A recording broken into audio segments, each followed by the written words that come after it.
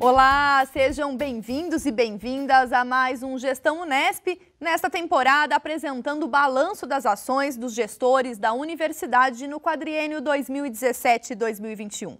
Devido à pandemia da Covid-19 e às restrições para o isolamento social, algumas das entrevistas são gravadas remotamente e outras presenciais aqui no estúdio da TV Unesp com todas as medidas sanitárias recomendadas pelo Comitê Unesp Covid-19. Hoje nós conversamos sobre as ações da Pró-Reitoria de Graduação da Universidade com a pró-reitora, a professora Gladys Massini Cagliari.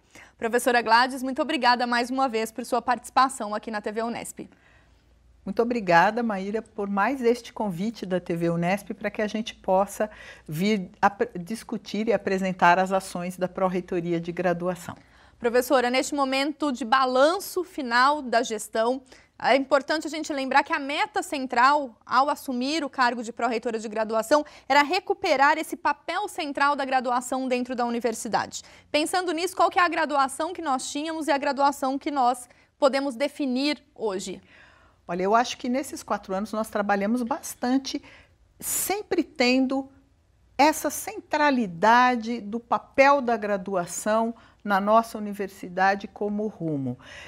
Pensamos essa centralidade em termos do papel crucial da graduação para o futuro, não só o futuro da nossa própria universidade, mas o futuro da sociedade. E em termos do futuro da nossa universidade, o papel central da graduação é crucial, porque sem uma graduação de qualidade não teremos uma pós-graduação de qualidade, não teremos pesquisa de qualidade e extensão de qualidade. Então, nesse sentido, trabalhando sempre de maneira articulada com as demais pós-graduações, eu acho que fizemos um trabalho tentando, por exemplo, resgatar o papel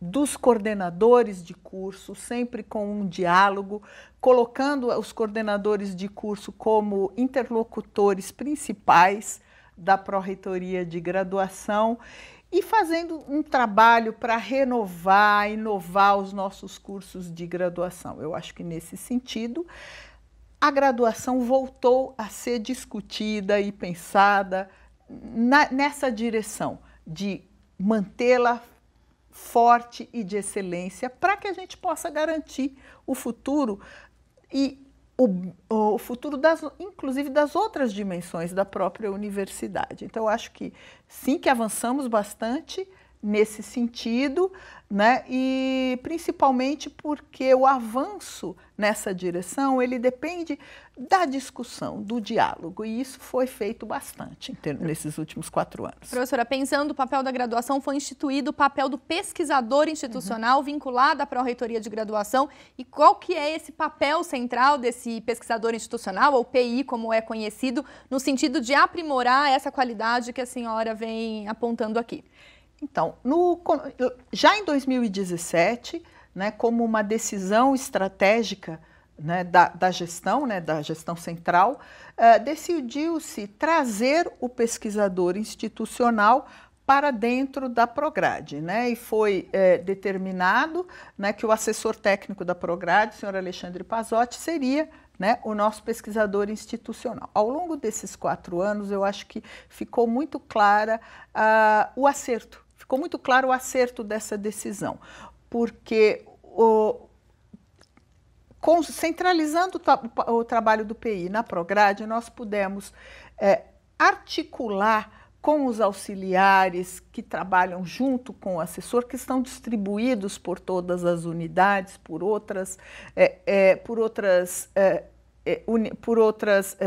instituições outras ações dentro da própria reitoria, e esse trabalho todo coordenado pelo PI na Prograde já tem trazido muitos reflexos, muitos bons resultados nas avaliações externas. Tanto no que diz respeito ao fornecimento de dados limpos e corretos para os rankings, mas principalmente para o Censo da Educação, que é a base que fornece dados para esses ranqueamentos e que fornece dados principalmente para o ENAD. Então, eu acho que nesse momento, nós começamos a gestão em 2017 com pouco mais de 40% dos nossos cursos de graduação situados nas faixas superiores de avaliação do ENAD, que são o 4 e o 5. E estamos finalizando 2020, com a divulgação do desempenho da Unesp no ENAD 2019, com 71% dos cursos nas faixas superiores, né? E isso a gente atribui a esse trabalho, né, que foi feito na Prograde, a partir da ação do PI e também a partir de ações que foram discutidas na CCG e apoiadas também por uma comissão que trabalhava com o ENAD e que sugeriu, por exemplo, a gente fazer a campanha da participação responsável no ENAD. E essa campanha foi muito interessante porque ela contou com a participação muito ativa dos coordenadores de curso e dos centros acadêmicos. Então, eu acho que trabalhar em conjunto, mas a partir de uma coordenação central, funcionou muito bem, mas irradiando para todos os cursos e irradiando para todas as unidades. A senhora comentou essa dimensão das avaliações externas, o ENAD é a nossa maior métrica, o indicador, mas os cursos da Unesp também estão lá com as 5 estrelas do Guia do Estudante. Exato. Também. A universidade, por conta do mérito dos cursos de graduação, também alcançou índices melhores nos rankings, nesses indicadores que avaliam a nossa graduação. Um balanço, professora, disso tudo representando a centralidade da graduação na universidade. Então, temos sucessivamente conseguido melhoras nos rankings, né, e especificamente no que diz respeito à avaliação da graduação, rankings como o RUF da Folha e muito recentemente o Guia da Faculdade do Estadão, atribuiu à universidade, por exemplo, selos inéditos que nunca tínhamos recebido. Por exemplo, o curso de jornalismo aqui da FAAC recebeu o selo de melhor curso do país. Nós também recebemos o selo de universidade que tem os melhores cursos na área de ciências biológicas, né? Além, por exemplo, do reconhecimento que obteve o curso de veterinária da FMVZ como o primeiro do país no ENAD. Então, esse já começa, eu acho que começa a aparecer melhor a excelência que nós já tínhamos, mas que não estava tendo a visibilidade que ela merecia. Então, eu acho que esse trabalho começou a mostrar a excelência da Unesp, que era uma excelência que tínhamos, né, mas que precisava aparecer melhor nesses processos avaliativos. Então, acho que o cuidado com os dados que temos tido na Prograde ajudou. E esse trabalho conjunto com as unidades, com os estudantes, com os coordenadores de curso, também ajudou bastante.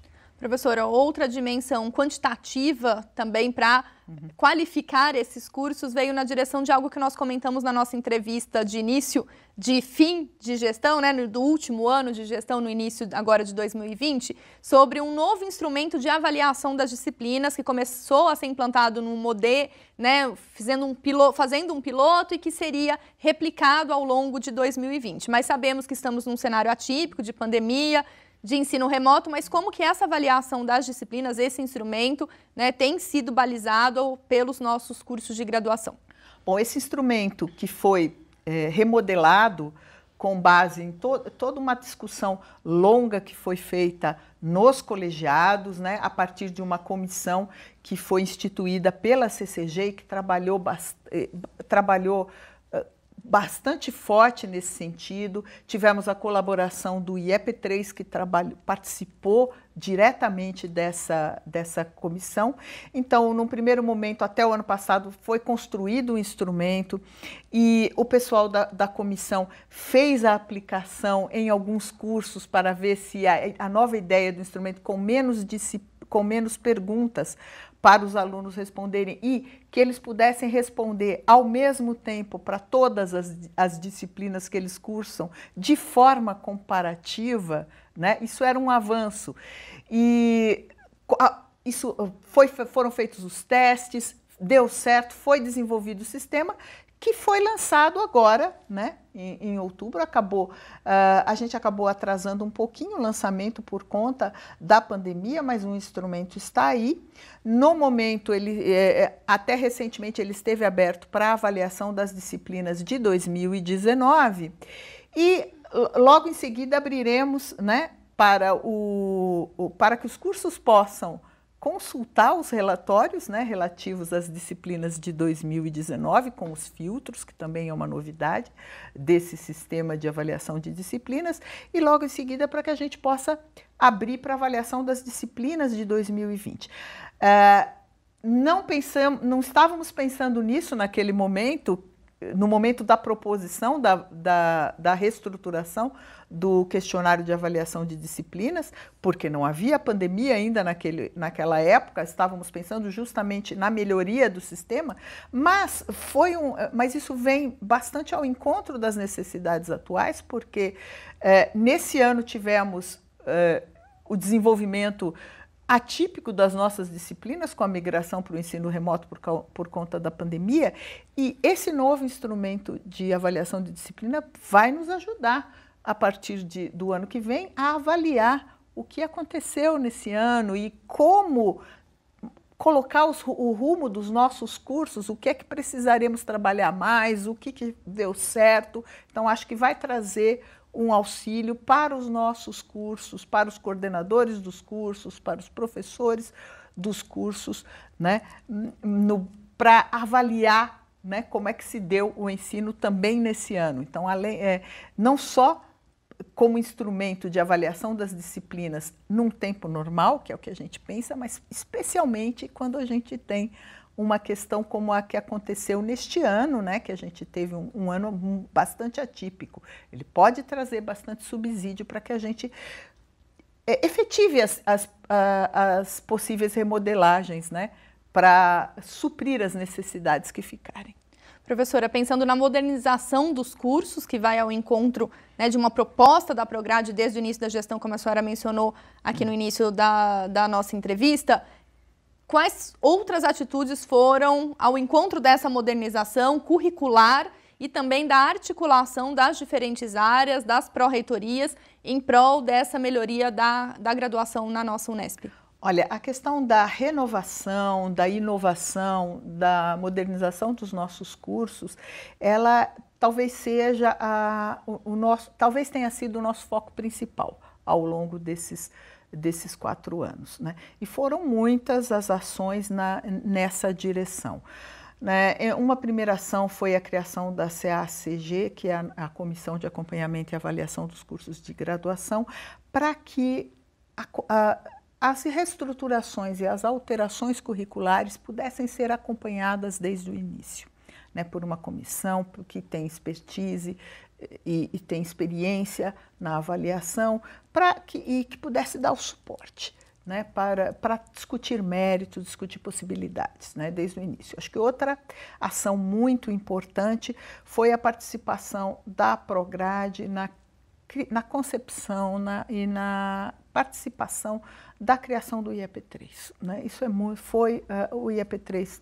também foi um marco, acho, dessa gestão, e a atuação junto com a graduação vai ser muito importante, não só para a gente avançar na questão da transformação digital que está aí no mundo, mas dentro da Unesp, na superação de um falso embate entre o que é das práticas pedagógicas e o que é do uso das tecnologias digitais de informação e comunicação, porque, na verdade, esse é um embate falso, porque as tecnologias elas estão aí para nos servir em termos das nossas práticas pedagógicas, né?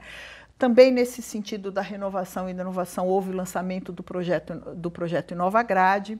Num primeiro momento, saiu o edital em 2018, tivemos mais de 40 propostas, pudemos financiar 22, né, ao longo de 2018 e 2019. São propostas voltadas a implantação de novas práticas pedagógicas, a implantação de ambientes inovadores de ensino, ou vamos dizer assim, a busca de propostas inovadoras de projetos político-pedagógicos, né? Então, eram propostas muito variadas e que foram, assim, nós tivemos a possibilidade. Então, são 22 propostas que foram financiadas e que trouxeram essa renovação para 22 cursos diferentes dos nossos, né? E, infelizmente, tínhamos a intenção de ampliar esse projeto ao longo de 2019 e 2020, mas em 2019 não pudemos fazer isso com o agravamento da crise financeira. E em 2020, quando pensamos que poderíamos retomar, né, o projeto InovaGrade, veio com a vinda da pandemia, nós tivemos que canalizar, né, os recursos que tínhamos, né, para o apoio dos nossos docentes para a migração ao ensino remoto. Mas, nesse sentido, eu acho que, assim, de forma justa, eu acho que os nossos docentes precisávamos capacitar uma quantidade enorme de docentes em um curto espaço de tempo. Era algo que estava além do que poderíamos fazer apenas com as estruturas da própria universidade. Então, tivemos que usar o apoio de uma empresa que foi contratada, a Nuvemestra, e lançamos a formação InovaGrade para apoio, né, dos docentes durante a pandemia. E o que esperamos como, vamos dizer assim, legado desse apoio que pudemos oferecer aos docentes é que nunca vimos como nesse ano tantas pessoas discutindo e preocupadas com a sua própria prática pedagógica. Os docentes realmente se envolveram, realmente estiveram muito preocupados em como fazer essa transposição, foram buscar formação. Eu estava dizendo, quando tivemos a oportunidade da inauguração de um dos estúdios do IEP3, que os professores, em geral, gostam de aprender, gostam de ensinar e gostam de aprender a ensinar. Então, esse foi um ano que, apesar das dificuldades, né, trouxe essas possibilidades de aprendizado.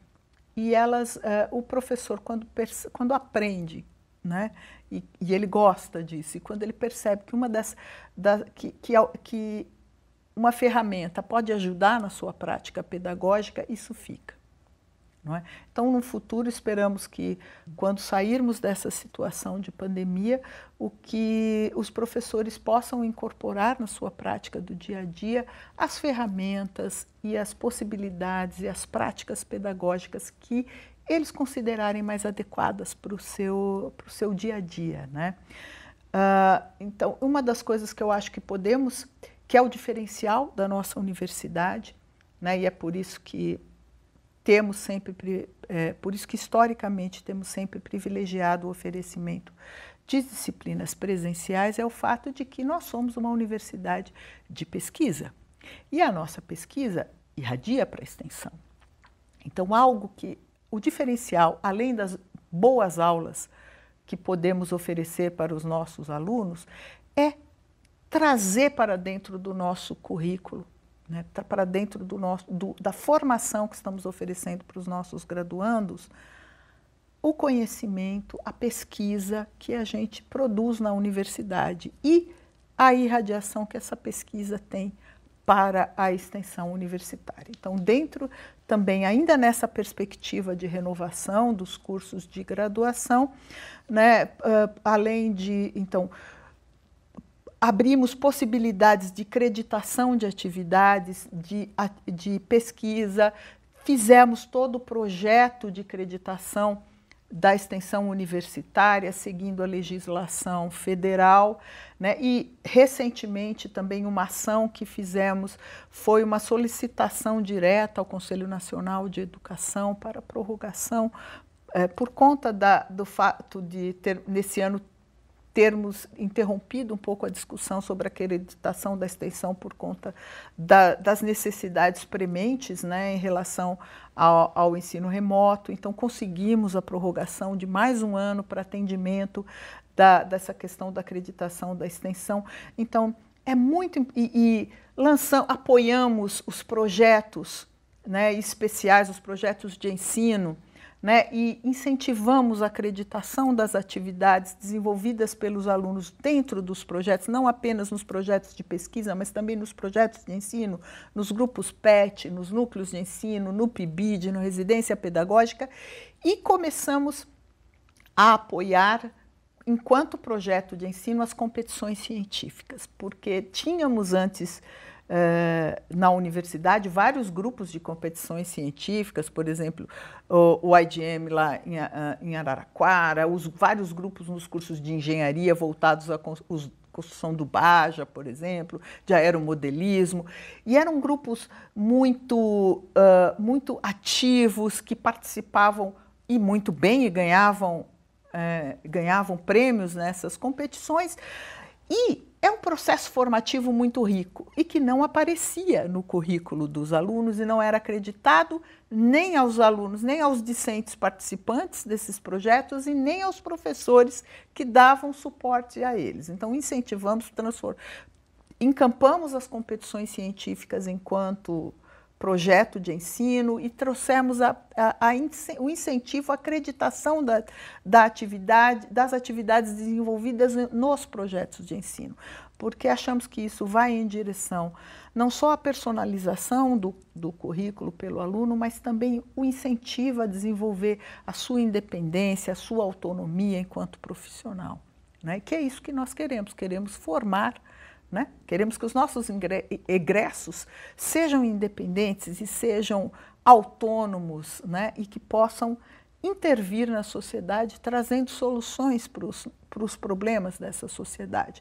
Então, foram diversas as nossas ações com esse foco da renovação, da modernização, da inovação dos nossos cursos.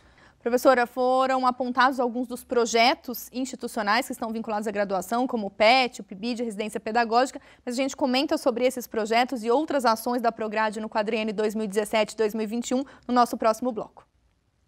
O Gestão Unesp vai para um breve intervalo e já volta.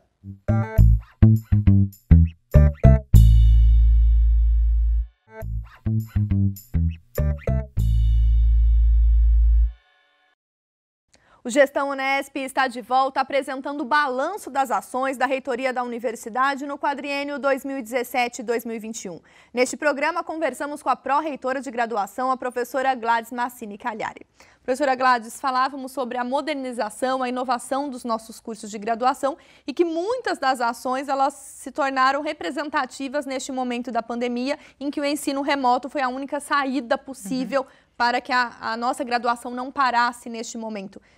Pensando além das estratégias que a senhora já pontuou no bloco anterior, como que a gente pode fazer um mapeamento desse ensino remoto, considerando que estamos em dezembro de 2020, o calendário escolar foi um pouco estendido, de modo que tanto as disciplinas teóricas quanto as disciplinas práticas, elas pudessem ser concluídas e garantir a formação de excelência que a Unesp sempre deu aos seus estudantes.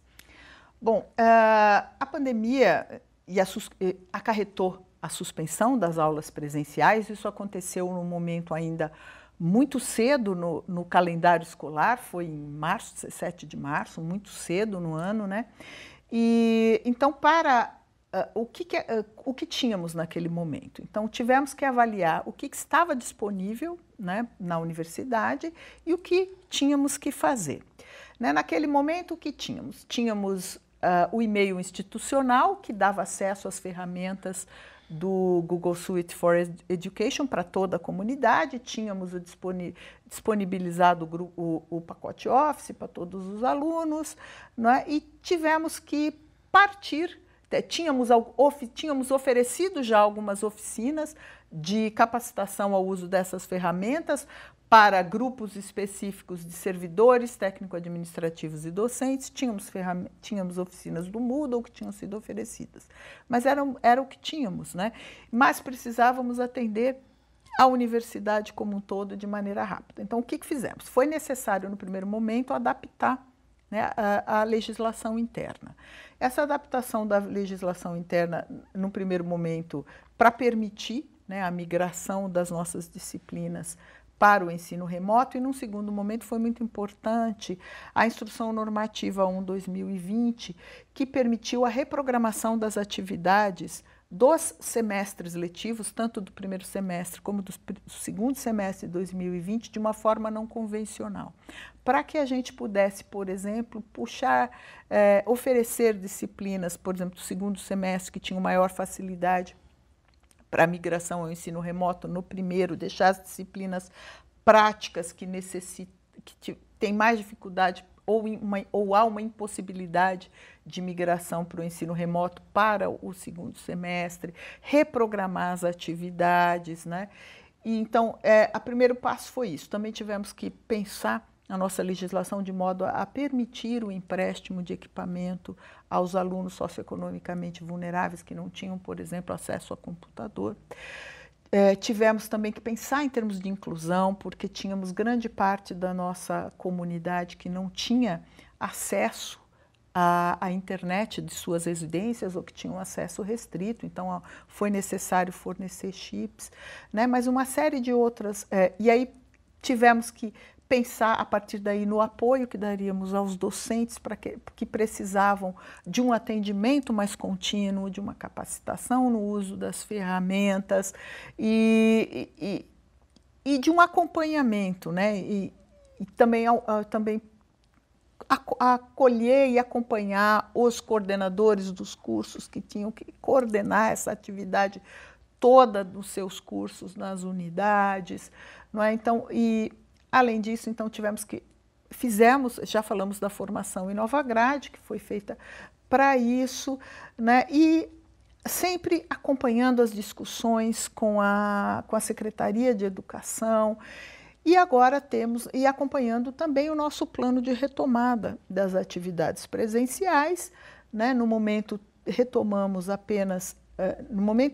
estão retomadas apenas atividades dos cursos de saúde, inclusive conforme determinação do decreto estadual, né? Apenas algumas atividades puderam ser retomadas, como estágios, internato, algumas disciplinas práticas ou teórico-práticas. As demais disciplinas, né, principalmente de cunho teórico e dos demais cursos, não os da área da saúde, que são abrangidos pela legislação estadual, eles continuam em ensino remoto, né? Mas temos um planejamento que está no nosso plano de retomada e que vai sendo realizado à medida que a gente vai avançando, né, no plano, né, em termos de acompanhamento da pandemia a partir do Plano São Paulo. Bom, essa pandemia ela trouxe muitos ensinamentos para nós, né? Embora tenhamos aprendido muito mais pela dor do que pelo amor nesse ano, né? Gostamos muito mais de aprender pelo amor, mas neste ano, infelizmente, tivemos que aprender nessa situação muito desfavorável a todos nós, mas acho que, apesar disso, a gente teve muitos ensinamentos que vamos trazer para o futuro. Acho que a primeira coisa que essa pandemia nos mostrou é o papel crucial do docente. Não importa qual seja o tipo de interação, se é uma interação presencial, uma interação remota, emergencial ou uma interação EAD, a figura do docente é central. E isso foi muito importante. Eu acho que esse resgate do papel do docente foi crucial durante a pandemia, né? E outra coisa que trouxe é essa imensa capacidade de excelência e de se preocupar com as práticas pedagógicas e de se reinventar do nosso corpo docente, que não tem medido esforços para atender os nossos discentes, né? E tem sido, eu acho que essa é uma grande lição que a gente traz.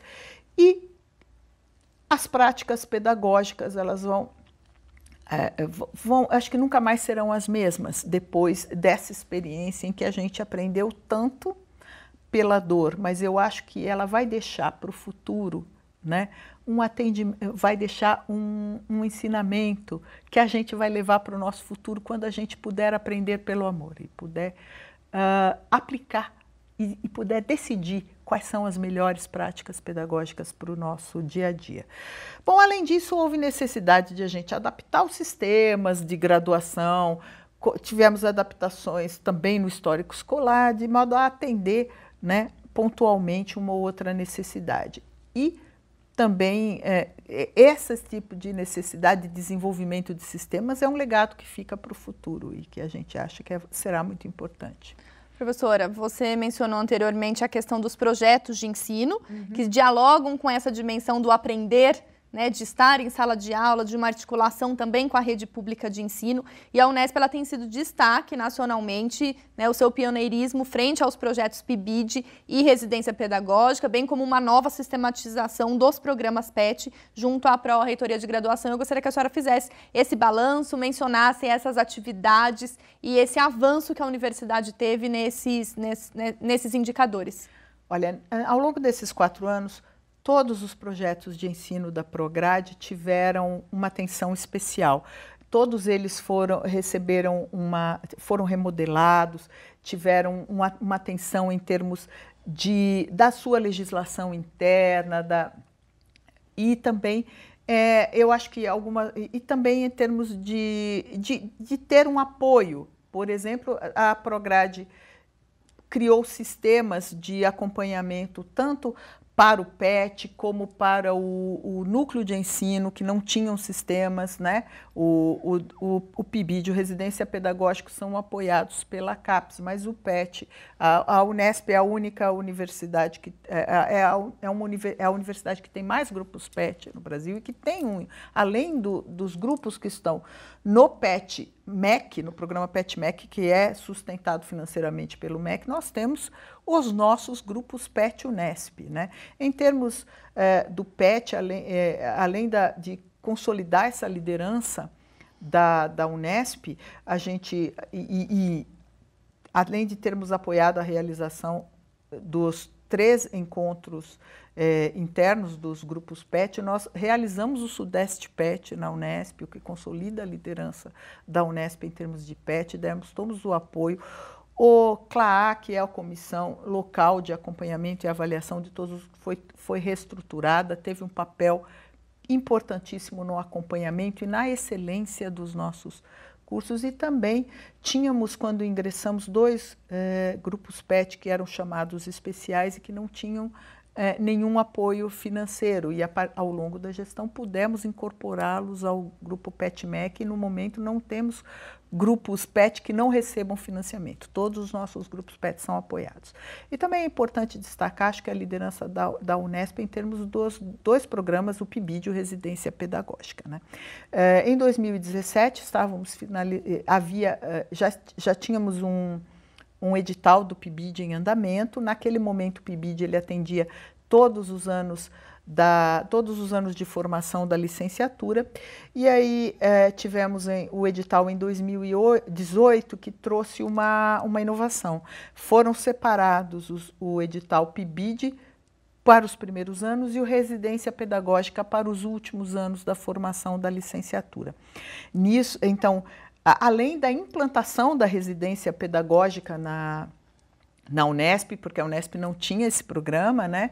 E nós remodelamos toda a questão dos dois projetos, instituímos as coordenações institucionais e naquele momento submetemos ao edital e em 2018 a Unesp foi a 10ª instituição em nível nacional, né? Conseguimos 1.200 bolsas somados os 2 programas e foi a primeira no estado.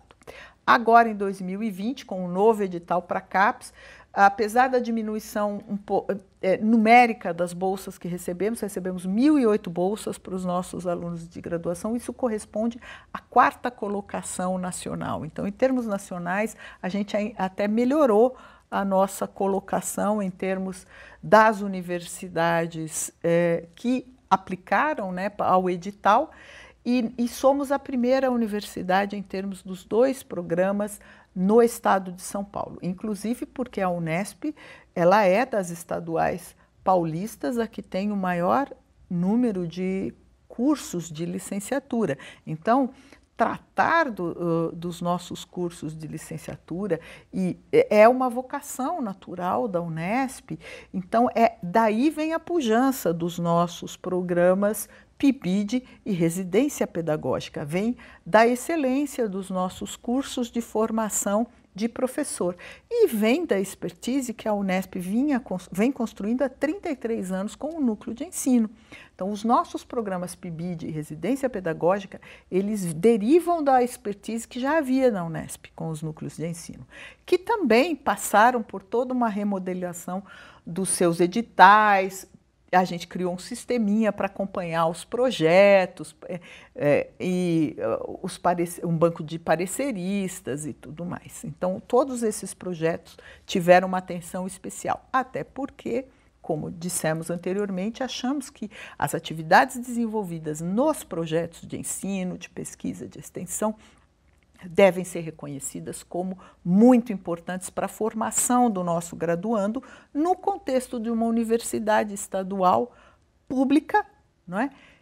Que trabalha no tripé ensino, pesquisa e extensão. E essa universidade pública também inclusiva, e sobre essa inclusão, para além da dimensão do digital, do acesso, da acessibilidade, como a professora já pontuou, a universidade ao longo desse quadriênio, né, e com uma iniciativa desde 2014, implantou seu programa de reserva de vagas para a educação pública. Atingimos, em 2018, para os ingressantes, 2018, 50% das vagas em todos os cursos. Já falamos sobre isso em outras entrevistas, mas dentro desse modelo de inclusão da universidade, o balanço que fica, professora, do que avançamos neste quadriênio, nesse quesito, inclusão dos alunos da rede pública de ensino nos nossos cursos de graduação. Bom, eu tenho muito orgulho de termos conseguido finalizar a implantação do nosso programa de inclusão nesta nossa gestão, porque o programa ele foi sendo implementado gradativamente e coube a esta gestão finalizar a sua implantação. E em 2018 atingimos o ingresso de 50% de estudantes de escolas públicas em todos os nossos cursos.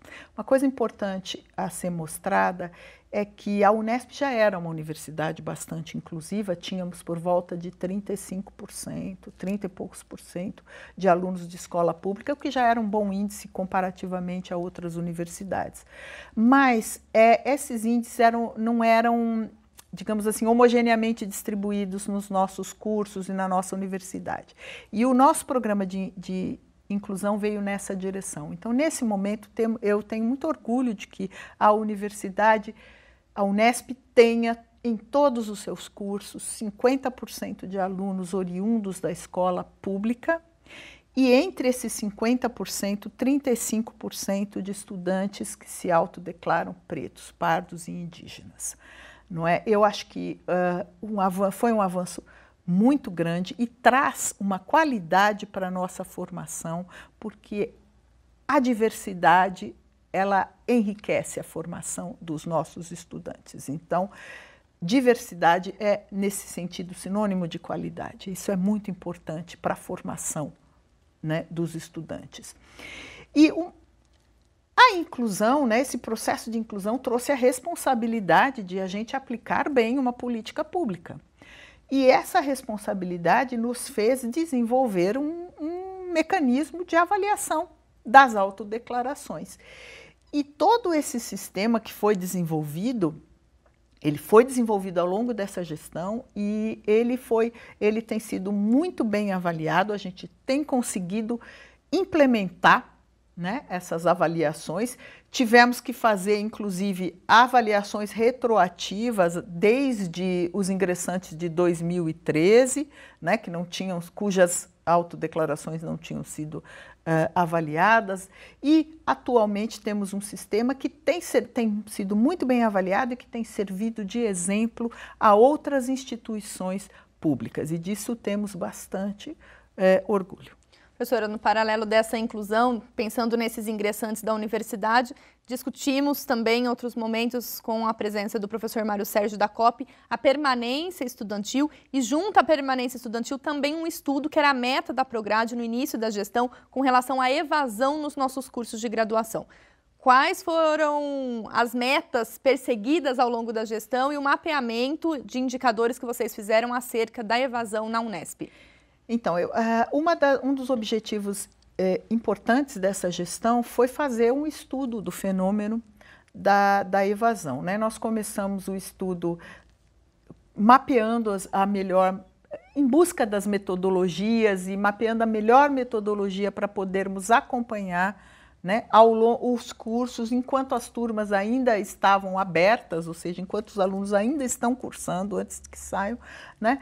E desenvolvemos um sistema acoplado, né, dentro do Sisgrade, do nosso sistema de graduação, para fazer esse cálculo, né, a partir do estudo que fizemos das metodologias, né, e a partir daí pudemos desenvolver duas pesquisas, né, que trouxeram resultados bastante relevantes. A primeira delas foi avaliar se o sistema, qual a relação entre os índices de evasão e o sistema de ingresso, né? Se pelo sistema universal, pela escola, se dentro dos 50% de reserva de vagas para a escola pública e dentro desses do PPI.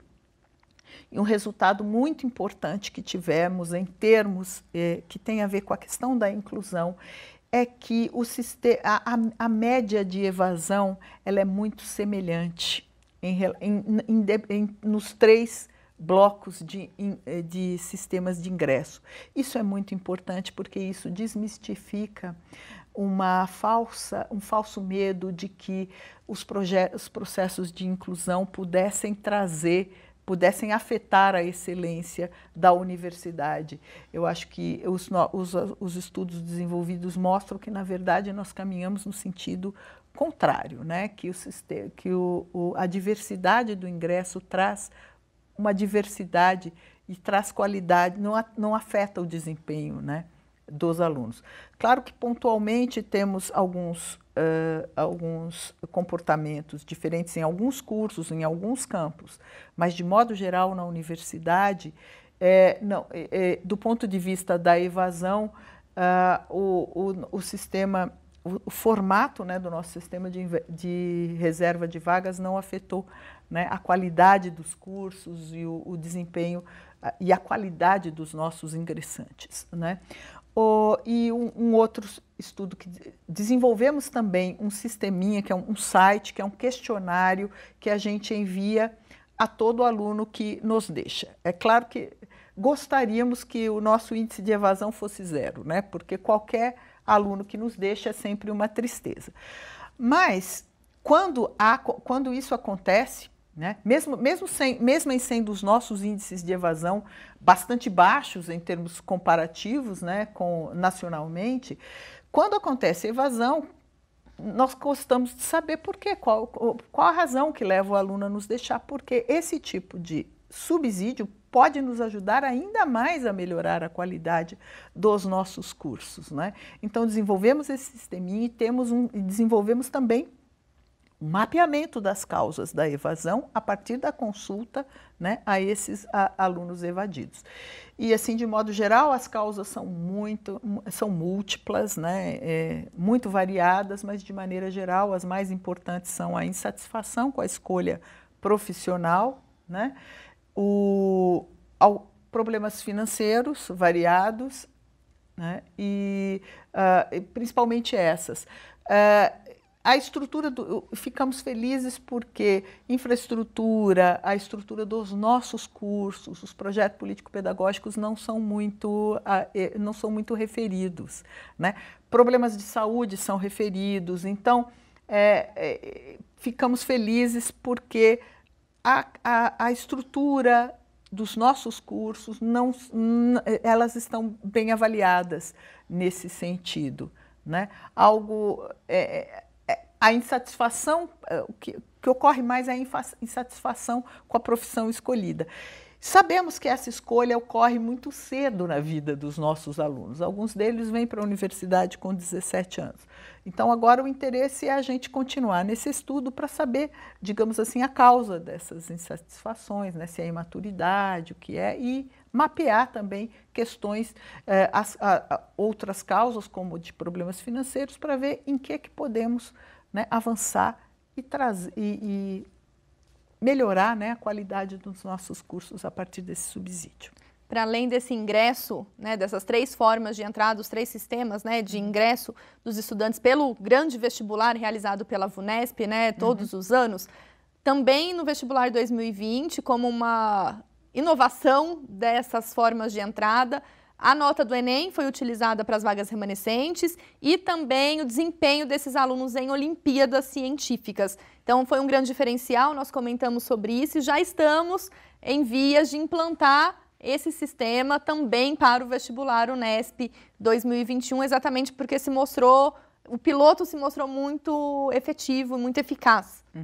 Sim, essa foi, eu acho que a abertura de outras possibilidades de ingresso, né, de possibilidades alternativas de ingresso, tanto pelas Olimpíadas Científicas como pela nova nota do Enem, eu acho que é uma conquista importante ao longo dessa gestão, né? Isso diversifica o perfil ainda mais, né, do nosso ingressante, nessa direção de que a diversidade do nosso corpo discente traz qualidade, né, para os nossos cursos, né, e a questão das Olimpíadas Científicas vai na direção de a gente atrair pessoas vocacionadas para a área específica, pessoas que já têm esse interesse dessa área, que ao longo da sua trajetória no ensino fundamental e no ensino médio buscou as Olimpíadas. Então,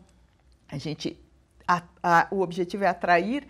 E do ponto de vista do Enem, como você disse, a entrada alternativa a partir do Enem, o piloto se mostrou bastante eficaz, né?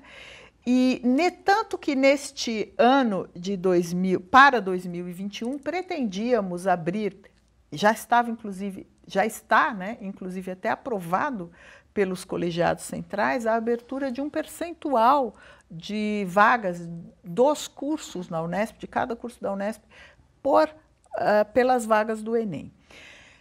Infelizmente, não pudemos implantar isso para 2021 com a mudança da data da realização do Enem, cujos resultados serão divulgados muito tardiamente. Então, não pudemos fazer isso para o ano de 2021. Nessa impossibilidade, resolvemos repetir o modelo do nosso piloto, né, que foi utilizado apenas por preenchimento de vagas remanescentes. Mas esperamos que para 2022 ou adiante possamos retomar essa ideia, né, que foi discutida e aprovada já nos colegiados. Professora, para a gente encerrar então esse balanço 2017-2021, qual o legado do ponto de vista da Prograde fica para a próxima gestão? Olha, eu espero que possamos deixar várias coisas, né? Mas eu acho que o principal, né, foi trazer, né, de volta para o centro da discussão da universidade a graduação, né, mostrando essa centralidade da graduação e a crucialidade de a gente ter uma graduação de qualidade, inclusive para as demais dimensões do nosso trabalho acadêmico, né, para pesquisa, para pós-graduação e para a extensão universitária. Mas eu acho que também avançamos bastante em termos de inovação, inovação, renovação, arejamento dos nossos cursos de graduação, trazendo possibilidades de novos formatos de disciplinas, né? E, por exemplo, outra coisa importante foi a abertura de possibilidades de mobilidade virtual e, por exemplo, a implantação do programa BRAVE, Brazilian Virtual Exchange, em que nas nossas disciplinas presenciais na Unesp, a gente tem a interação entre alunos brasileiros com alunos do exterior, então isso abre uma possibilidade de internacionalização em casa, né, para um grande percentual de discentes que não poderiam ter chance de fazer uma mobilidade física para o exterior. Mas esse tipo com a implantação do Brave, a gente abre a possibilidade de esses alunos internacionalizarem a sua formação mesmo em casa, né, que é um termo técnico. Também tivemos a discussão de outras possibilidades de mobilidade virtual, em termos de internacionalização. Eu acho que essas questões são a implantação das novas modalidades de ingresso, a implantação do modelo de averiguação das autodeclarações e o atingimento dos 50% de alunos de escola pública, que era a nossa meta de inclusão. E, além disso, a remodelação e o fortalecimento dos projetos de ensino. Isso também nós achamos que nós nos orgulhamos muito de poder ter fortalecido esses projetos e de poder entregá-los com o suporte de melhores ferramentas de acompanhamento, de sistemas que foram desenvolvidos ao longo da gestão e de suporte de acompanhamento, inclusive, da legislação, da reestruturação, da reformulação da legislação, da atualização da legislação e da composição de comissões como o CLAA, do PET, que tem desenvolvido um trabalho muito importante de acompanhamento, né? Então, da constituição da coordenação institucional do PIBID, do Residência Pedagógica, da constituição dos núcleos, tanto nesses dois programas quanto nos núcleos de ensino. Eu acho que esse vai ser, são vários aspectos de um legado, né, que a gente trabalhou muito nesses anos, né?